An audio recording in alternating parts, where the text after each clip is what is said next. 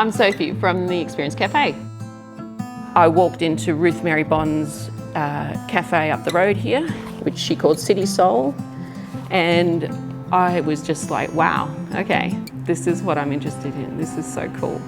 It was about serving people, it was about supporting people, especially people that are very disenfranchised, unemployed, you lose your confidence, you feel like I knew what it was like to feel like you've got nothing to offer, nobody wants you, who would pay you to do anything, you know, and feeling kind of worthless in the way the system works, you know.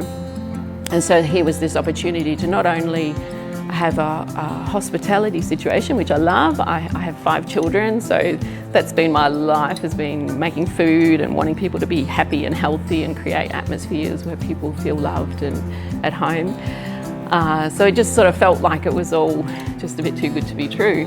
And then also Ruth Mary is a minister in the Uniting Church, so we understood each other about God and our God journey.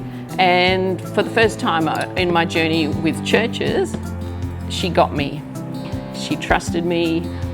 I wanted to support what she was doing. And so she just gave me responsibility and she gave me an opportunity that I'm just so grateful for. It's just changed my life. So I started to support her, and then because she'd had an extreme tragedy in her life, at that point she was not able to keep carrying the cafe. So it became a really natural thing for her to hand it over to me. So that was 3 years ago that she handed over to me. And so I was able to bring, you know, she'd already created an awesome atmosphere, but I was just able to bring the kind of art side of it and the quirky thing that I do, and I love creating atmospheres and space.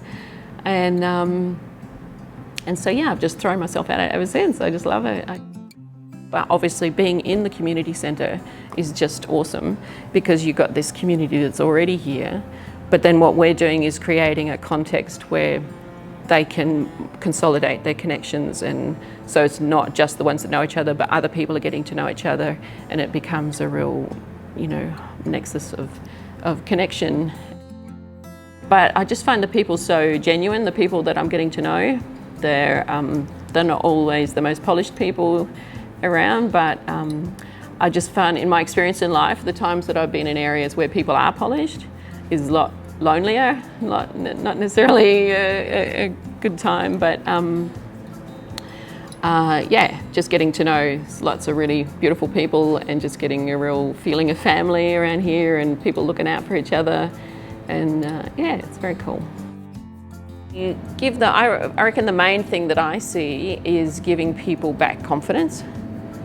That people come in feeling nervous and a bit wrung out, and they come into a situation where they're valued, where they can feel that they're important and that they're believed in. Like, everyone's got something to offer, and everyone has something valuable to offer. Everybody. And so I think people feel that. I certainly see a transformation in people, in their confidence, and just the sort of pleasure of being part of the community and getting to know people. Most of the volunteers become friends with people in the community. So that's more on the side, you know, where my heart is.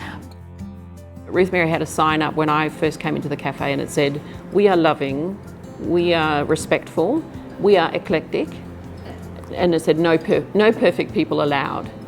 Which everyone loved to have a bit of a joke about, to say, oh, well, I better go then. So that's kind of the credo underneath it all, is like, yeah, come as you are and be yourself and think whatever you think, it's okay. There is a joy here, and the people are just so beautiful and supportive. There's sort of a core group of beautiful people that are just cheering you on. You know, they got your back, they love you, they're looking out for you. Yeah, there's just so many beautiful people.